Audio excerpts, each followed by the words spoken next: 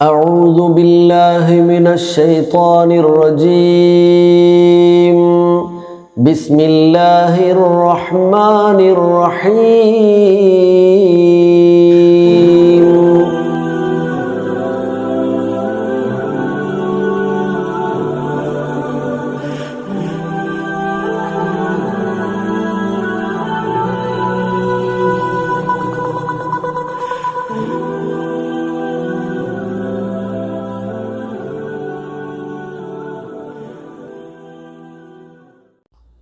ഇന്നൽ ഹംദലില്ലാഹ് സ്വല്ലല്ലാഹു അലാ നബിയ്യിന മുഹമ്മദിൻ വഅലാ ആലിഹി വഅസ്ഹാബിഹി അജ്മഈൻ അമ്മാ ബഅദ്. സ്നേഹ ബഹുമാന്യരായ സത്യവിശ്വാസി സഹോദരങ്ങളെ, വിശുദ്ധ ഖുർആൻ വെളിച്ചം പഠിതാക്കളെ, അസ്സലാമു അലൈക്കും വറഹ്മത്തുള്ളാഹി വബറകാതുഹു. സൗദി വെളിച്ചം വിശുദ്ധ ഖുർആൻ പഠന പദ്ധതി അതിൻ്റെ 6ാമത് ഘട്ടത്തിലേക്ക് പ്രവേശിച്ചിരിക്കുകയാണല്ലോ.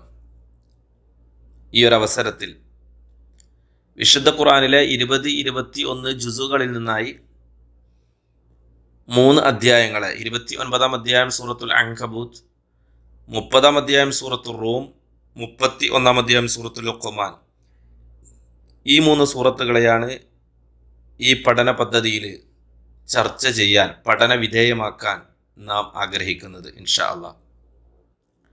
ഒരാമുഖം എന്ന നിലക്ക് അധ്യായം 29 സൂറത്തുൽ അൻകബൂത്തുമായി ബന്ധപ്പെട്ട് ചില കാര്യങ്ങളെ ഓർമ്മപ്പെടുത്താനാണ് ഇന്ന് ആഗ്രഹിക്കുന്നത്. സൂറത്തുൽ അൻകബൂത്ത് വിശുദ്ധ ഖുർആനിലെ 29-ാം നമ്പർ അധ്യായം.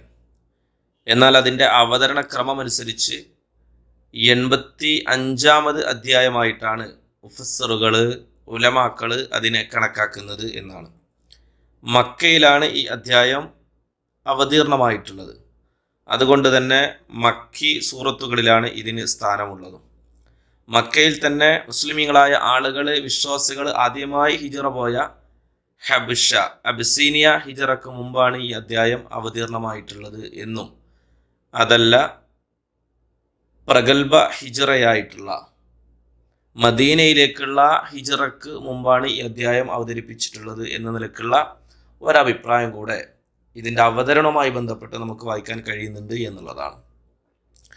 ഏതായിരുന്നാലും 7 വിഭാഗങ്ങളിലായി, റുക്അകളിലായി 69 ആയത്തുകളിലായിട്ടാണ് സൂറത്തുൽ അൻകബൂത്തിന്റെ വിഷയങ്ങൾ പ്രതിപാദിച്ച് കാണുന്നത് എന്നുള്ളതാണ്.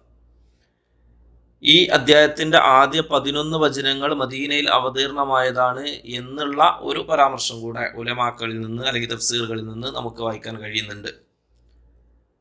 അങ്ങനെ പറയാനുള്ള കാരണമായി കാണുന്നത്, ഈ പറയപ്പെട്ട വചനങ്ങളിലെ പ്രതിപാദ്യ വിഷയം അത് കപട വിശ്വാസികളെ പറ്റി ആയതിനാൽ മദീനയിലാണ് കപട വിശ്വാസികൾ ഉള്ളത് എന്നതിനാലും ആ വചനങ്ങൾ മദീനയിലാണ് അവതീർണമായിട്ടുള്ളത് എന്ന് മനസ്സിലാക്കാമെന്നുള്ളതാണ്.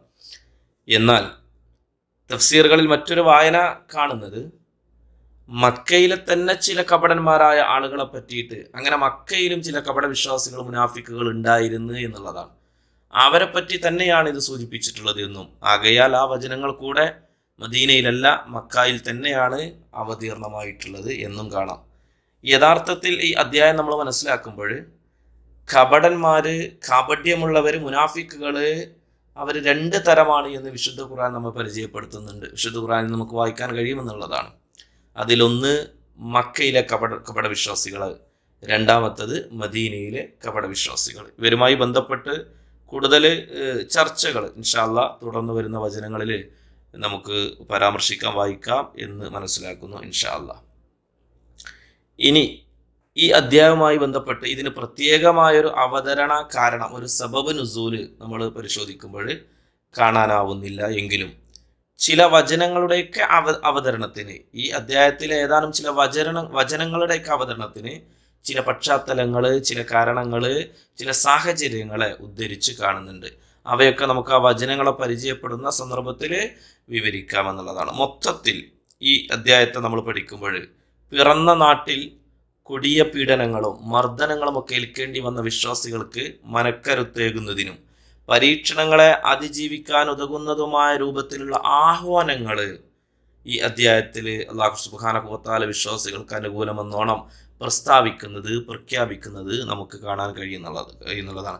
അത്തരം ചില ത്യാഗങ്ങളൊക്കെ തന്നെ ദീനിന് വേണ്ടി, ദീനിൻ്റെ കാര്യത്തിൽ സഹിക്കുക എന്നുള്ളത് ഒരു വിശ്വാസിയുടെ ഭാഗത്തു നിന്നുണ്ടാവേണ്ട സർവ്വസാധാരണമായ കാര്യങ്ങളിൽ പെട്ടത് തന്നെയാണ് എന്ന് വചനങ്ങളെ കൊണ്ട് അള്ളാഹു ഊന്നി പറയുന്നുണ്ട്. അതല്ലെങ്കിൽ വിശ്വാസികളെ, ഇതിൻ്റെ വായനക്കാരെ ഓർമ്മിപ്പിക്കുന്നുണ്ട് എന്നുള്ളതാണ്. മാത്രവുമല്ല, ഒരാശ്വാസം എന്ന നിലക്ക് മുൻകാല പ്രവാചകന്മാരെയും അവരുടെ സമുദായത്തെയും അതോടൊപ്പം തന്നെ അവർ ജീവിച്ചു പോന്ന ആ സാഹചര്യങ്ങളെയും അവരിൽ നിന്ന് അവർ കേൾക്കേണ്ടി വന്ന ബുദ്ധിമുട്ടുകളെയും ഒക്കെ ഒന്ന് അയവിറക്കുന്ന ചില പരാമർശങ്ങൾ കൂടി ഈ അധ്യായത്തിൽ നമുക്ക് കാണാൻ കഴിയുന്നുണ്ട് എന്നുള്ളതാണ്. അതോടൊപ്പം തന്നെ ഈ അധ്യായത്തെ നമ്മൾ വായിക്കുമ്പോൾ നമുക്ക് ലഭിക്കുന്ന അല്ലെങ്കിൽ നമ്മെ ബോധ്യപ്പെടുത്തുന്ന മറ്റൊരു കാര്യമാണ്, അള്ളാഹുവിൻ്റെ ദീനിനെ മുറുകെ പിടിച്ച് ജീവിക്കേണ്ട ബാധ്യത ഓരോ വിശ്വാസിക്കും ഉണ്ട്. അപ്രകാരം ജീവിക്കാൻ കഴിയാത്തൊരവസ്ഥ വന്നു കഴിഞ്ഞാൽ, നിങ്ങൾക്ക് നാട് വിട്ടു പോകേണ്ടി വന്നാൽ, ദീനിന് വേണ്ടി അപ്രകാരമുള്ള തീരുമാനങ്ങൾ നിങ്ങൾക്ക് കൈക്കൊള്ളേണ്ടതാണെന്നും അതിനുള്ള സൗകര്യവും വിശാലതയും ഒക്കെ അള്ളാഹുവിൻ്റെ ഭൂമിക്ക് അള്ളാഹു നൽകിയിട്ടുണ്ട് എന്നുള്ള ഓർമ്മപ്പെടുത്തൽ ഈ അധ്യായത്തിൽ കാണാവുന്നതാണ്. അള്ളാഹുവിൻ്റെ ദീനിൽ ഉറച്ചു നിന്ന ഏതാനും ചില യുവാക്കൾ, ആ യുവാക്കൾക്കെതിരെ അവരുടെ വീട്ടുകാർ തന്നെ, മാതാക്കളടക്കമുള്ള ബന്ധപ്പെട്ട ആളുകൾ തന്നെ രംഗത്ത് വന്നപ്പോൾ, അത്തരം സന്ദർഭത്തിൽ വിശ്വാസികളായവരെ നിങ്ങളെങ്ങനെ അവരോട് കാര്യങ്ങളെ സമീപിക്കണം, നിങ്ങൾ സ്വീകരിക്കണം, എന്ത് നിലപാട് നിങ്ങൾ സ്വീകരിക്കണം എന്ന് വ്യക്തമാക്കുന്ന വചനങ്ങൾ നമുക്ക് ഇവിടെ കാണാൻ കഴിയും എന്നുള്ളതാണ്. മാത്രമല്ല, ഇതിൻ്റെ വിഷയം എങ്ങനെ നമ്മൾ വായിച്ചു നോക്കുമ്പോൾ മറ്റൊന്നുള്ളത്, അള്ളാഹുവിൻ്റെ താക്കീതുകളെ ധിക്കരിക്കുന്ന ആളുകളുണ്ടല്ലോ, നിഷേധികളെ. നിങ്ങൾ അള്ളാഹുവിൽ വിശ്വസിച്ച ആളുകൾക്കെതിരെ അഴിച്ചുവിടുന്ന അക്രമങ്ങൾക്കൊക്കെ ശേഷവും നിങ്ങൾ സംതൃപ്തി അടഞ്ഞ് സമാധാനത്തോടെ നിങ്ങളുടെ വീടുകളിലേക്ക് മടങ്ങി സുഖലോലുപരായി കഴിയുമെന്ന് നിങ്ങൾ കരുതേണ്ട ആവശ്യമൊന്നുമില്ല. മുൻകഴിഞ്ഞ ആളുകളെ അള്ളാഹു പിടികൂടിയിട്ടുള്ള ഏതാനും ചില ശിക്ഷകളെ ഓർമ്മപ്പെടുത്തുന്നു. നിങ്ങൾക്കും അത് വരാൻ വല്ലാതെ ഒരു സമയമൊന്നും നിങ്ങൾ കാത്തിരിക്കേണ്ടി വരില്ല. അത് നിങ്ങളെ വന്ന് അനുഭവിക്കുക എന്നുള്ളത് അള്ളാഹുവിനെ സംബന്ധിച്ച് വലിയ പ്രയാസമുള്ള കാര്യമൊന്നുമല്ല എന്നുള്ള അന്ത്യശാസനം നൽകുന്ന വചനങ്ങളൊക്കെ നമുക്ക് ഈ അങ്കബൂത്ത് എന്ന അധ്യായത്തെ വായിക്കുമ്പോൾ, ഇതിൻ്റെ വിഷയത്തെ ഹ്രസ്വമായി ക്രമീകരിക്കുമ്പോൾ ബോധ്യപ്പെടുന്ന, മനസ്സിലാക്കാൻ കഴിയുന്ന കാര്യങ്ങളാണ്. ഇനി ഈ അധ്യായത്തിൻ്റെ നാമകരണവുമായി ബന്ധപ്പെട്ട് നമ്മൾ കാര്യങ്ങൾ മനസ്സിലാക്കുകയാണെങ്കിൽ, അങ്കബൂത്ത് അറബി ഭാഷയിൽ എട്ടുകാലി എന്ന അർത്ഥം ലഭിക്കുന്ന ഒരു ജീവിയുടെ പേരാണ് ഈ അധ്യായത്തിന് പേരായിട്ട് സ്വീകരിച്ചിട്ടുള്ളത്. അങ്കബൂത്ത്, എട്ടുകാലി എന്ന് പറയുമ്പോൾ ആ ചെറിയ ജീവിയെപ്പറ്റി എല്ലാം പറയുന്ന ഒരു അധ്യായം എന്ന നിലക്കൊന്നും ഇതിനെ നമ്മൾ കാണേണ്ടതില്ല. ആ ജീവിയുടെ ഒരു പേര് മാത്രം പരാമർശിച്ചു പോകുന്നു. അവിശ്വാസികളെ അതിനോട് അല്ലെങ്കിൽ അതിൻ്റെ വീടിനോടൊക്കെ ഉപമിച്ചു പോകുന്ന ഒരു രംഗം ഈ അധ്യായത്തിലുണ്ട് എന്നുള്ളതാണ്. 41-ാമത്തെ വചനത്തിൽ ഇങ്ങനൊരു പരാമർശം കാണുന്നുണ്ട്, അങ്കബൂത്തിൻ്റെ പേരെടുത്ത് പറഞ്ഞുകൊണ്ട്. ആകയാൽ ഈ അധ്യായത്തിന് അങ്കബൂത്ത് എന്ന പേരാണ് സ്വീകരിച്ചിട്ടുള്ളത്. മറ്റുള്ള പേരുകളൊന്നും ഈ അധ്യായത്തിന് കൂടുതലായി ആളുകൾ പ്രയോഗിച്ചത് അല്ലെങ്കിൽ നാമകരണം ചെയ്തതായിട്ടൊന്നും നമുക്ക് കാണാൻ സാധിക്കുന്നില്ല. അപ്പോൾ ആ നിലക്ക് അതിൻ്റെ നാമകരണവുമായി ബന്ധപ്പെട്ട് ഈ ഒരു കാര്യത്തെ നമ്മൾ മനസ്സിലാക്കി വെക്കുക എന്നുള്ളതാണ്.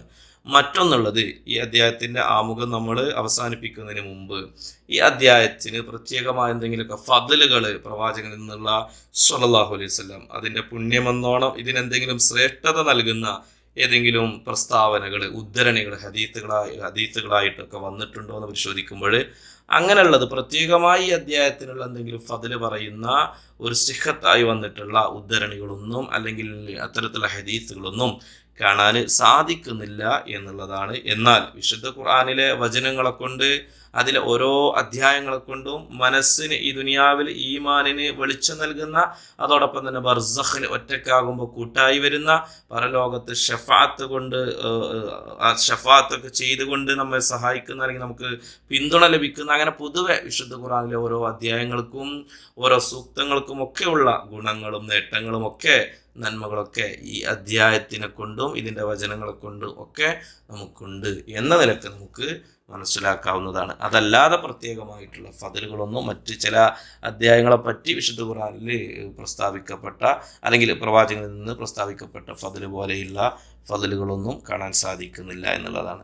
ഏതായിരുന്നാലും ഇങ്ങനെയൊക്കെയാണ് സൂറത്തുൽ അൻകബൂത്തിൻ്റെ ഒരാമുഖം വളരെ കുറഞ്ഞ ഹ്രസ്വമായ സമയം കൊണ്ട് ബോധ്യപ്പെടുത്താനുള്ളത്. ഇൻഷാ അല്ലാഹ് ഇതുമായി ബന്ധപ്പെട്ട അതിൻ്റെ വചനങ്ങളിലേക്ക് തൊട്ടടുത്ത് വരുന്ന നമ്മുടെ വോയിസുകളിലൂടെ നമുക്ക് ഇൻഷാ അല്ലാഹ് പരിചയപ്പെടാം, വായിക്കാം, മനസ്സിലാക്കാം എന്ന് വിചാരിക്കുന്നു. അള്ളാഹു നമുക്ക് അതിനുള്ള തൗഫീക്ക് നൽകട്ടെ.